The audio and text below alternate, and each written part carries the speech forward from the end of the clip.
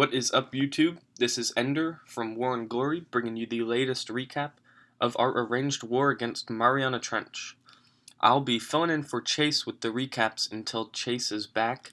Unfortunately, this week Chase announced his retirement from Clash of Clans, but of course we know those are never permanent, so you are stuck with me until Chase is back. As you can see here, War and Glory did get the 2-star victory at 113 to 111. We were running a 5, 15, 20 breakdown. Did manage to clear all but 2 Town Hall 10s on the MT side.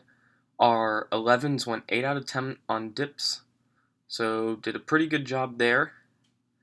Our 10s went 5 out of 11, clearing the 11s. So again, solid attacks up top, and we did get 5 10v10 triples compared to Mariana Trench's 2. So solid war up top, and I do have to give credit to our Town Hall 11 bases. They did soak up 19 attacks, and actually our 4 and 5, Garrett and Baker, were not able to be 2-starred by Town Hall 10s. So pretty impressive, except that both were then hit by Town Hall 11s and tripled, so kind of came back to hurt, I guess, a little bit. Baker actually soaked 6 attacks himself before being taken down, so props to the Town Hall 11s on Mariana Trench's side. They really brought it this war. Made it close at the end when we thought we had it locked up pretty easy. We will go ahead and get started with these recaps here. We'll show a couple of the 10v10 triples, not all. This first attack will be Tay going in on their number 15. So Tay will be running Suicide Heroes with the Laloon.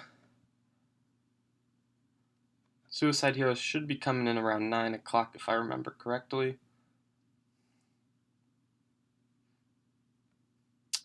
So bringing in the Barb King with a couple wizards to funnel. That Barb King will move clockwise up towards that Inferno. Again, the end goal here is going to be to let that Archer Queen break in near that Inferno and take down an air defense and an Inferno. Again, suiciding the heroes because most, if not every, Town Hall 10 these days is running a Hound in the CC accompanied with something else. So as long as those heroes stay clear, you can use that to your advantage attacking. So with that ability, the Queen will easily get the Inferno, and the Laloon portion of the raid will start. So the Lalo working from 8 o'clock and moving counterclockwise with hastes, speeding up everything. Does have a freeze for that back end Inferno, and the enemy Archer Queen is up. You'll see he has 2 skeleton spells and a rage to help deal with the Queen. So really no problem here.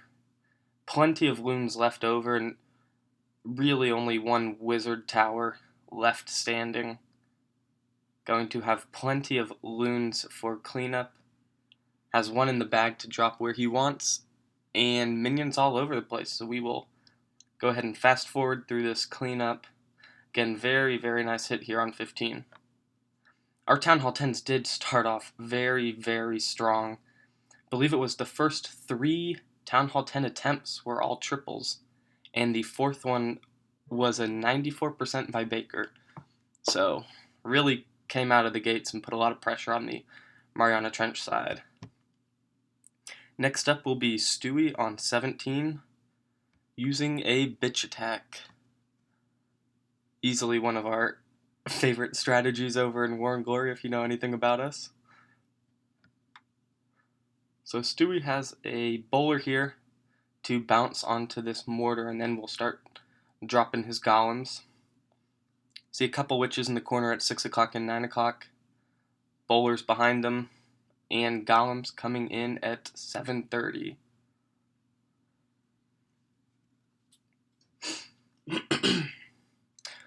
Stewie gets a nice funnel here. Again, purposefully having those witches flank around the base with a couple bowlers to clean up the sides, able to poison the enemy archer queen, rage and heal that big group of bowlers and heroes up the gut, and another jump to give access to that backside inferno. This was actually a fresh hit by Stewie, so very impressive, good read on the base, clearly a base begging to be bitched. And with that inferno down and 5 or 6 witches still up, queen ability, we can fast forward through the rest of this cleanup. There's not much more to see here.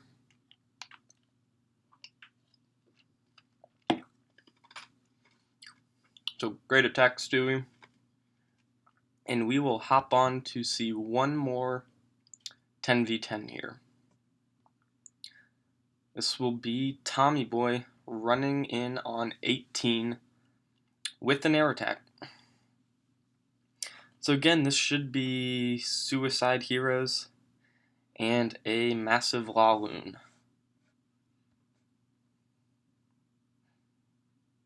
Starts with a baby dragon at 12 o'clock to get a nice funnel. Drop both heroes around 1 o'clock. Able to pick up that air defense.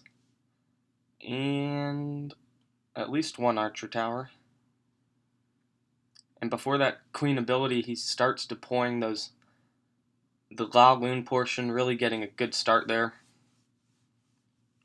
Again, leaves the enemy queen up, but like we saw earlier, those 2 skeleton spells with a rage make quick work of the queen, and it looks like some loons dropped on her too because she was down in a second. Does have a freeze for the back end inferno, gets good value out of that, and just a massive number of loons running into this back part of the base here.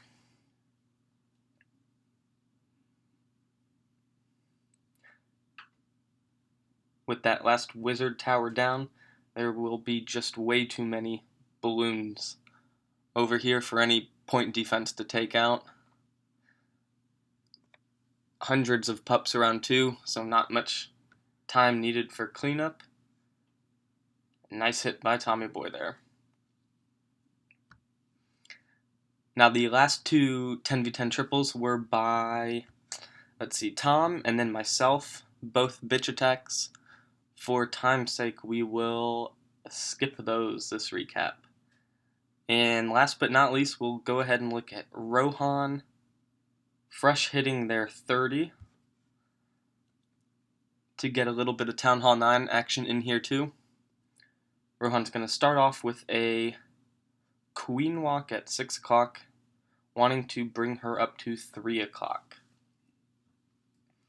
Has a Laloon portion for the second phase of this attack, so it's going to look to see about getting 2 air defenses, the enemy archer queen, and then all those wizard towers really. So as that queen's walking down, Rohan will drop his Barb King and a wizard out of range of the healers, so the healers won't retarget anyone, especially won't while that queen's taking damage. Test Wall Breaker to open up that compartment to allow the queen to go inside and take care of that second air defense. Enemy CC comes out with the Witch, Baby Drag, Valk. Rohan able to use a rage there and save that ability for the queen, because in a minute here he will drop a jump for that queen so that she is able to charge into the base to take out that enemy queen. So definitely want to save the Archer Queen's ability for when she is beating down their 30s heroes. Again, great war by our Town Hall 9s. They did clear MT's 9s and provided us with a good deal of scouts, so definitely helps our Town Hall 10 and 11 game when we're able to get so many scouts from them. So the Archer Queen able to make it through both heroes without using the ability, so he's going to hold on to that and start his Laloon portion. able to quickly take out that Tesla farm and move into the base. A couple air traps that the Archer Queen is actually helping out with. And has a rage to run through that last air sweeper. But with both hounds still with plenty of life, he's going to go ahead and hold on to that rage and hope that at least one, if not both, are able to pop in the rest of this raid, and they do. So Rohan just smashing this base, swagging a rage, had a couple wounds in the bag, and plenty of troops left over. So again, very nice attack here by Rohan. Great showing from our whole lineup. Was fun. This was our first arranged war out of the CWL and in our essentially off-season before Season 2 starts, so fun to run different lineups. We were getting a little used to that 3-9-18 breakdown, which is a little light for us. So until next time, have fun and clash on.